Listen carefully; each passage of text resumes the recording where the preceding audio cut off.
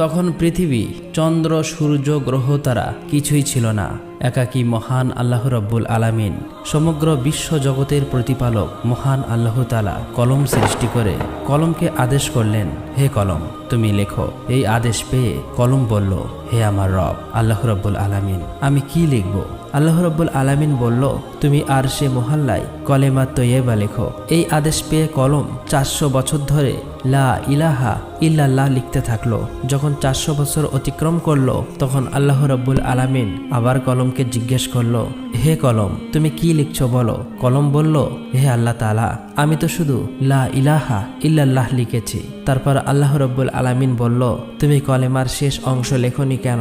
কলম ভয়ে কাঁপতে কাঁপতে বলল, হে আমার রব, আপনি পাক পবিত্র, আপনি এক অদ্বিতীয়, আল্লাহ ছাড়া তো কোনো উপাস্য নেই। এই নামের শেষে কোন নাম লিখব আমার তা সাহস হচ্ছিল না, আমার তা জানা ছিল না। তখন আল্লাহ রব্বুল আলামিন বলল, হে কলম লা ইলাহা ইল্লাল্লাহ, এরপরে আমার একান্ত বন্ধু প্রিয় হাবিব মুহাম্মদুর রাসূলুল্লাহ এই নাম লেখো। অর্থাৎ লেখো লা ইলাহা ইল্লাল্লাহু মুহাম্মদুর রাসূলুল্লাহ। এই কথা শুনে কলম কয়েকশো বছর এই নাম লিখতে লাগলো।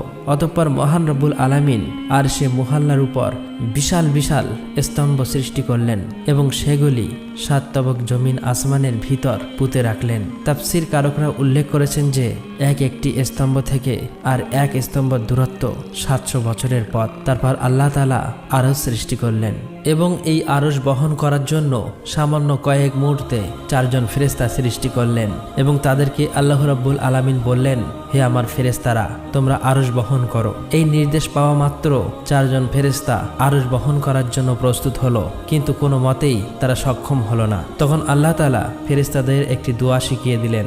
দোয়াটি হলো সুবহানাল্লাহ, আলহামদুলিল্লাহ, ওয়ালা ইলাহা ইল্লাল্লাহু, আল্লাহু আকবার। এই দোয়া পড়ার সাথে সাথেই ফেরেশতারা আরশ ওঠাতে সক্ষম হলো। আর তখনই আল্লাহ রাব্বুল আলামিনের কুদরতে অনেকগুলো ফেরেশতা সৃষ্টি করলেন এবং তারা সকলেই আল্লাহর গুণগান এবং প্রশংসা করতে লাগলো। অতঃপর আল্লাহ রাব্বুল আলামিন তার মহান কুদরতে মাওয়ারিদ প্রস্তুত করলেন এবং সেখানে লাল ইয়াকুত দিয়ে লাওহে মাহফুজ সৃষ্টি করলেন এবং সেটি আরশের নিচে রেখে দিলেন।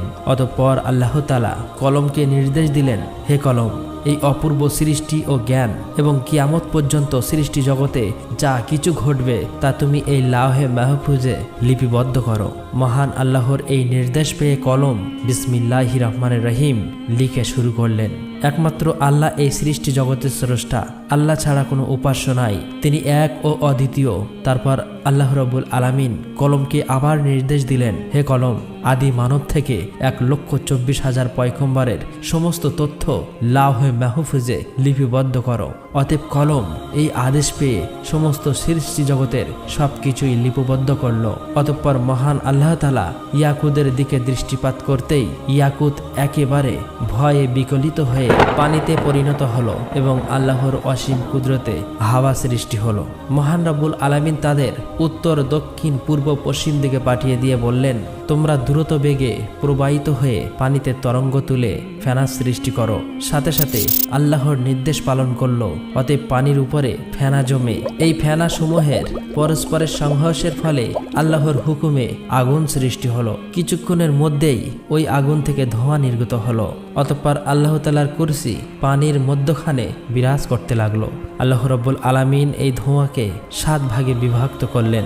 এর প্রথম ভাগ দিয়ে পানি, দ্বিতীয় ভাগ দিয়ে তামা, তৃতীয় ভাগ দিয়ে লোহা, চতুর্থ ভাগ দিয়ে রূপা, পঞ্চম ভাগ দিয়ে সোনা, ষষ্ঠ ভাগ দিয়ে মাওয়ারিদ, সপ্তম ভাগ দিয়ে ইয়াকুত সৃষ্টি করলো। এরপর মহান আল্লাহ তাআলা তার নিজ কুদরতে পানি দ্বারা প্রথম আসমান, তামা দ্বারা দ্বিতীয় আসমান, লোহা দিয়ে তৃতীয় আসমান, রূপা দিয়ে চতুর্থ আসমান, স্বর্ণ দিয়ে পঞ্চম আসমান, মাওয়ারিদ দিয়ে ষষ্ঠ আসমান এবং ইয়াকুত দিয়ে সপ্তম আসমান সৃষ্টি করলেন।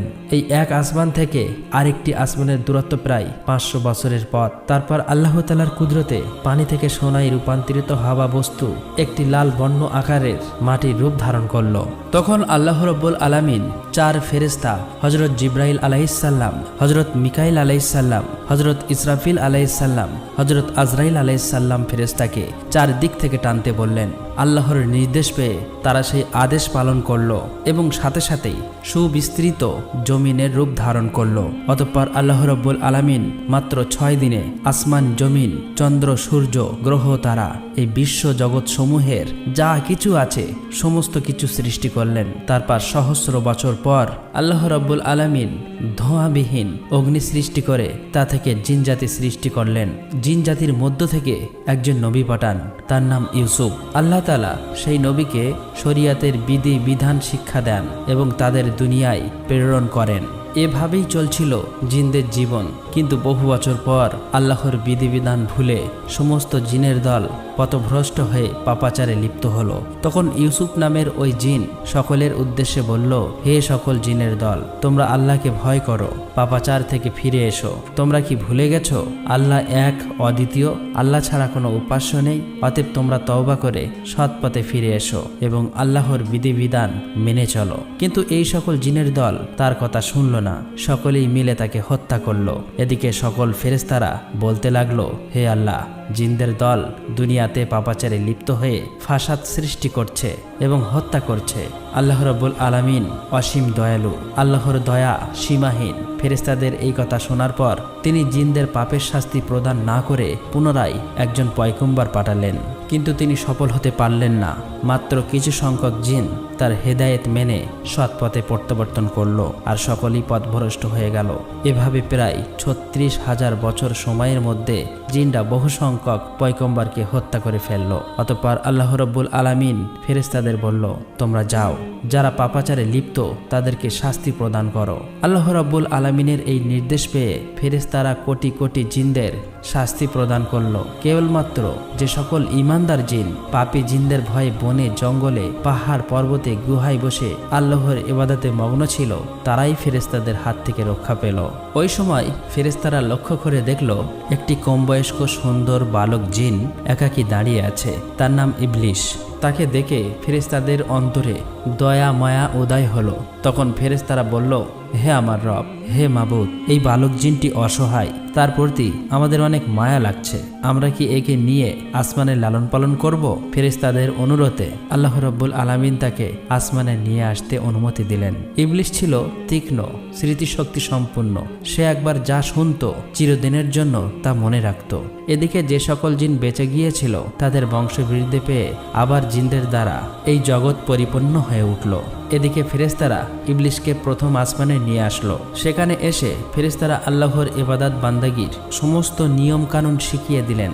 ইবলিশ খুবই অল্প সময়ে এই শিক্ষা লাভ করে দীর্ঘ 1000 বছর প্রথম আসমানে আল্লাহর ইবাদত করল।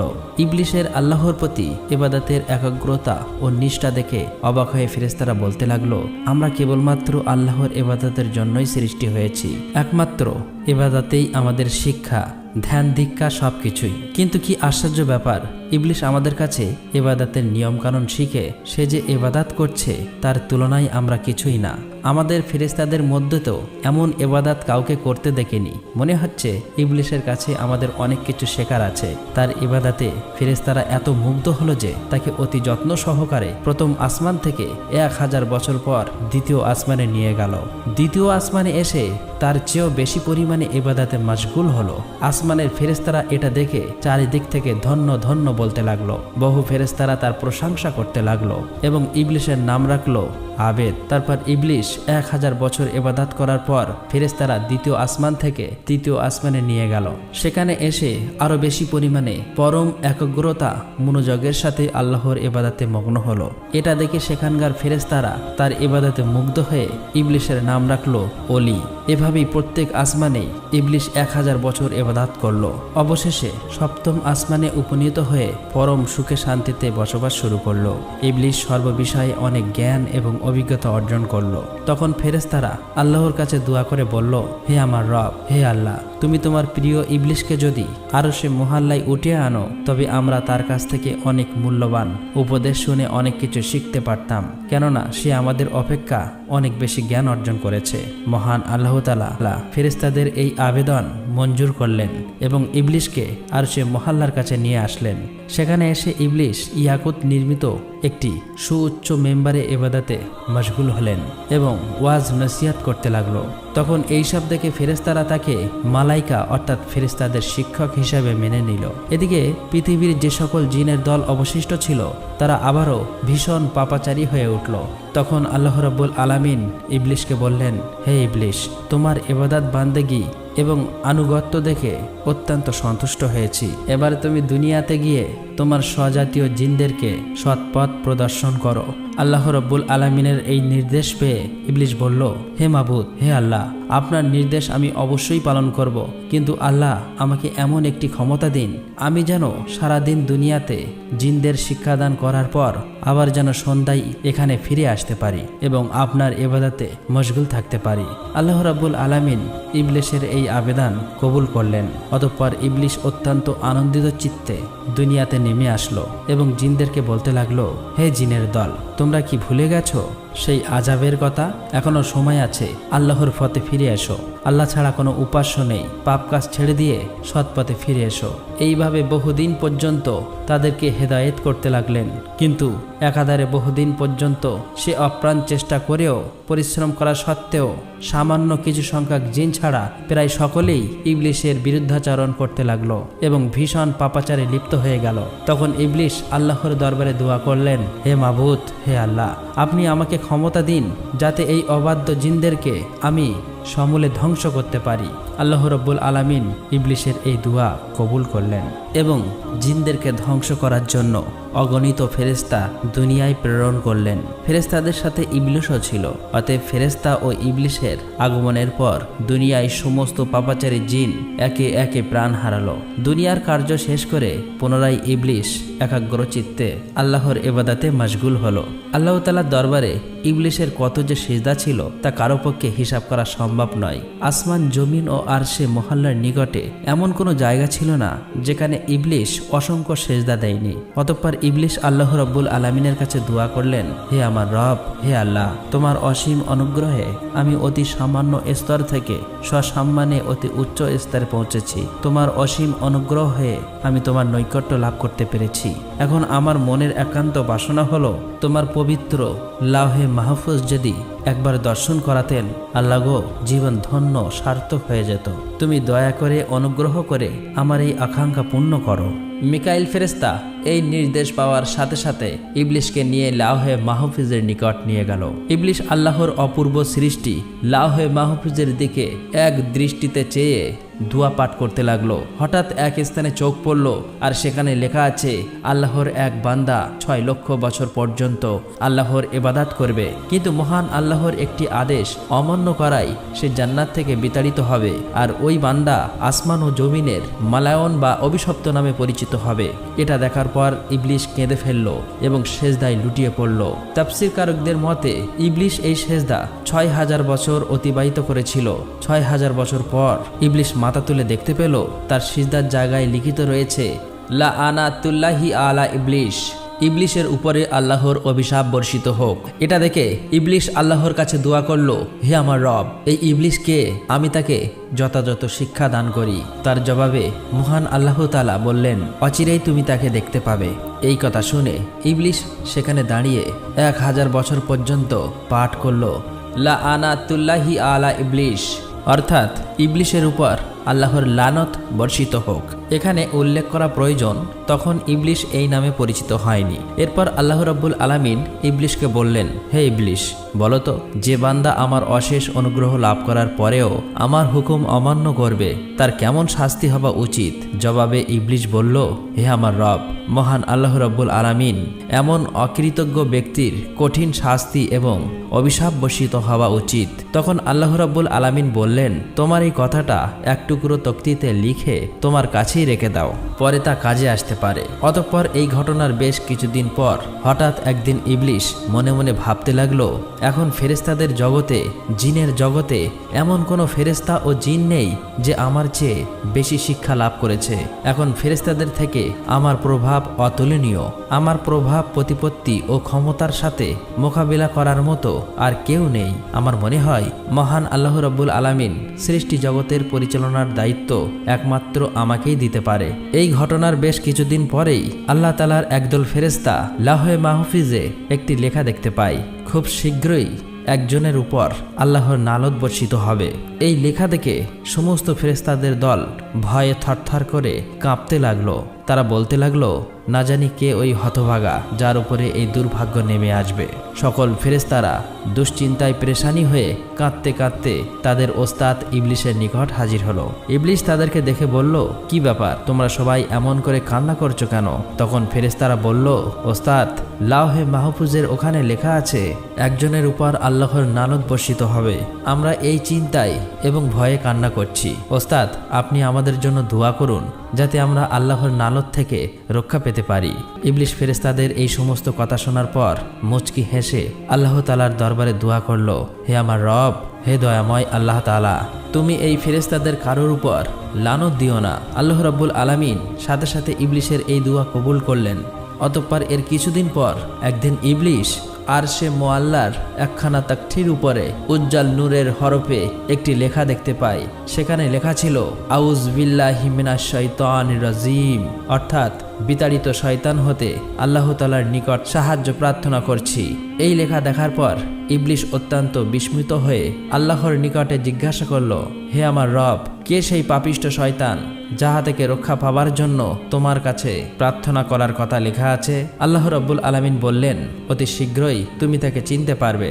এদিকে বিপর্যয় সৃষ্টিকারী জিনদের থেকে জগৎকে মুক্ত করার পর আল্লাহ রাব্বুল আলামিন ঘোষণা করল, হে আমার ফেরেশতারা, জমিনে আমার এক নতুন খলিফা সৃষ্টি করব। এই ঘোষণা শোনার পর সমস্ত ফেরেশতার দল আল্লাহ তাআলার কাছে বললেন, হে আমার রব, হে দয়াময় আল্লাহ, আপনি কি এমন প্রতিনিধি সৃষ্টি করতে চান যে জমিনে ফাসাদ রহাজানি সৃষ্টি করবে? এর আগে যেমনটা হয়েছিল, আমরা তো আপনার পবিত্রতা ও প্রশংসা করি। তখন আল্লাহ রাব্বুল আলামিন বললেন, নিশ্চয়ই আমি যা জানি তোমরা তা জানো না। অতঃপর আল্লাহ রাব্বুল আলামিন জিব্রাইল আলাইহিস সালামকে আদেশ দিলেন, হে জিব্রাইল, তুমি যাও, জমিনের উপরি ভাগ থেকে এক মুষ্টি মাটি নিয়ে আসো। জিব্রাইল আলাইহিস সালাম এই নির্দেশ পেয়ে তখনই জমিনে নেমে আসলো। যেখানে বর্তমানে কাবা উপস্থিত, সেখানেই সর্বপ্রথম এক মুষ্টি মাটি নিতে চাইল। কিন্তু জমিন বলে উঠল, হে জিব্রাইল, আমার নিকট থেকে মাটি নিও না। এই মাটি থেকে আল্লাহ রাব্বুল আলামিন তার যে খলিফা বা প্রতিনিধি সৃষ্টি করবেন, তাদের সন্তান সন্ততি শাস্তিযোগ্য হবে। আমি অসহায় মাটি, আল্লাহর শাস্তি ভোগ করার শক্তি আমার নেই। এই কথা শোনার পর হযরত জিব্রাইল আলাইহিস সালাম মাটি না নিয়ে ফিরে আসলেন। এরপর একে একে মিকাইল, ইসরাফিল সকল ফেরেশতাকে মাটি আনার জন্য সেখানে পাঠানো হলো, কিন্তু তারা সবাই এভাবে মাটি না নিয়ে ফিরে আসলো। অবশেষে আল্লাহ রাব্বুল আলামিন হযরত আজরাইল ফেরেশতাকে বলল, হে আজরাইল, তুমি জমিন থেকে এক মুষ্টি মাটি নিয়ে আসো। আল্লাহ রাব্বুল আলামিনের এই নির্দেশ পেয়ে আজরাইল ফেরেশতা সাথে সাথে জমিনে নেমে আসলেন। অতঃপর জমিন আগের মতো আল্লাহর কসম করে মাটি নিতে নিষেধ করলেন। তখন আজরাইল ফেরেশতা বললেন, হে জমিন, তুমি যার কসম দিচ্ছ, আমি সেই মহান আল্লাহর নির্দেশে এখানে এসেছি। আমি সেই মহান আল্লাহ তাআলার আদেশ অমান্য করতে পারবো না। অতএব এক মুষ্টি মাটি নিয়েই যাব। এই কথা বলার পর আজরাইল ফেরেশতা এক মুষ্টি মাটি নিয়ে ঊর্ধ্ব জগতে চলে গেলেন। আল্লাহর দরবারে এসে বললেন, হে আল্লাহ, আপনি মহান জ্ঞানী, এই জগৎ সমূহের প্রতিপালক, আপনার আদেশ আমি পালন করেছি। তখন আল্লাহ রাব্বুল আলামিন বললেন, হে আজরাইল, এই মাটি হতে জমিনে এক খলিফা সৃষ্টি করব এবং তার জান কবজ করার দায়িত্ব তোমাকেই দেব। তখন আজরাইল ফেরেশতা বললেন, হে আমার রব, হে মহান আল্লাহ তাআলা, আপনি যদি এই দায়িত্ব আমাকে দেন, তাহলে আপনার বান্দারা আমাকে দুশমন ভাববে। তখন আল্লাহ রাব্বুল আলামিন বললেন, হে আজরাইল, প্রত্যেক বান্দা তার মৃত্যুবরণ করার আগে একটি ওসিলা তৈরি হবে, ফলে কেউ তোমাকে দুশমন ভাববে না। অতঃপর আল্লাহ রাব্বুল আলামিনের নির্দেশে ফেরেশতারা ওই এক মুষ্টি মাটিকে তায়েফ ও মক্কা শরীফের মাঝখানে রেখে দেন। তখন আল্লাহর রহমতের বৃষ্টি তার উপর বর্ষিত হয়। এভাবে 2 বছর সেই মাটি বৃষ্টিতে ভিজে কাদায় পরিণত হলো। 6ষ্ঠ বছরের শুকনো মাটিতে রূপান্তরিত হলো এবং 8ম বছরে হযরত আদম আলাইহিস সালামের আকৃতি সৃষ্টি হলো। অতঃপর একদিন ইবলিশ 70,000 ফেরেশতার সাথে নিয়ে হযরত আদম আলাইহিস সালামের নিকটে এসে দেখে তার দেহপিঞ্জর মাটিতে পড়ে রয়েছে। এ সময় ইবলিশ তার প্রতি অসম্মানের দৃষ্টিতে দেখে। তারপর অন্য একদিন ফেরেশতারা ইবলিশকে বললেন, আল্লাহ রাব্বুল আলামিন এই মাটি হতে প্রতিনিধি সৃষ্টি করবে। তখন ইবলিশ বলল, একথা সত্য, তবে আল্লাহ তাআলা যদি আমার অধীনে করে দেয় তাহলে আমি তাকে ধ্বংস করে ফেলব, আর আমাকে তার অধীনস্থ করে দিলে আমি তার অধীনতা স্বীকার করব না। এই ঘটনার 40 দিন পর হযরত আদম আলাইহিসসালামের রূহ সৃষ্টি করা হয়। অতঃপর আল্লাহ রাব্বুল আলামিন সকল ফেরেশতাকে বলল, হে ফেরেশতারা, তোমরা সকলেই আদমকে সেজদা করো। সকল ফেরেশতারা হযরত আদম আলাইহিসসালামকে সেজদা করল, কিন্তু ইবলিশ সেজদা করল না। তখন আল্লাহ রাব্বুল আলামিন বললেন, হে ইবলিশ, যাকে আপন হাতে সৃষ্টি করা হয়েছে তাকে সেজদা করতে কিসে তোমাকে বাধা দিল? এটা তো তুমি অহংকার করলে। তখন ইবলিশ বলল, আমি তার চেয়েও শ্রেষ্ঠ। হে আল্লাহ, আপনি আমাকে আগুন দিয়ে সৃষ্টি করেছেন আর তাকে মাটি দিয়ে সৃষ্টি করেছেন। তখন আল্লাহ রাব্বুল আলামিন বললেন, হে ইবলিশ, এখান থেকে বেরিয়ে যাও, কারণ এখন তুই অভিশপ্ত হয়েছিস, তোর উপর কিয়ামত পর্যন্ত লানত থাকলো। তখন ইবলিশ শয়তান বলল, হে আল্লাহ, এই আদমের জন্যই আমি আপনার দরবার থেকে বিতাড়িত অভিশপ্ত হয়েছি, এটা আমার দুর্ভাগ্য। তখন আল্লাহ রাব্বুল আলামিন বললেন, হে ইবলিশ, সেই লেখা তক্তির দিকে চেয়ে দেখো কি লেখা আছে। ইবলিশ সেদিকে দৃষ্টি করতেই দেখলো সেখানে লেখা আছে, আল্লাহর এক বান্দা আল্লাহর নির্দেশ অমান্য করবে আর তার শাস্তি হচ্ছে আল্লাহর লানত, অর্থাৎ আল্লাহর রহমত থেকে বঞ্চিত হয়ে যাবে। এই লেখা পাঠ করার পর ইবলিশ অত্যন্ত নিরাশ ও লজ্জিত হয়ে বললেন, হে আমার রব, আমাকে অবকাশ দিন সেই কিয়ামত দিবস পর্যন্ত।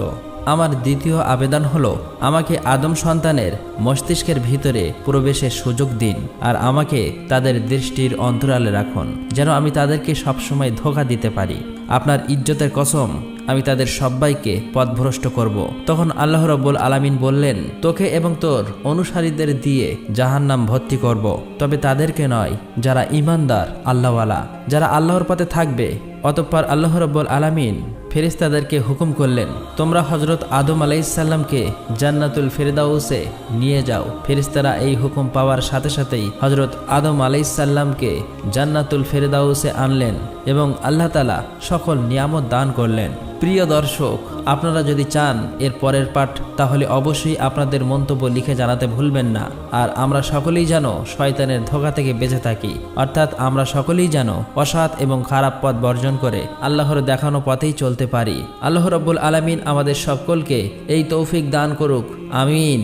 আসসালামু আলাইকুম।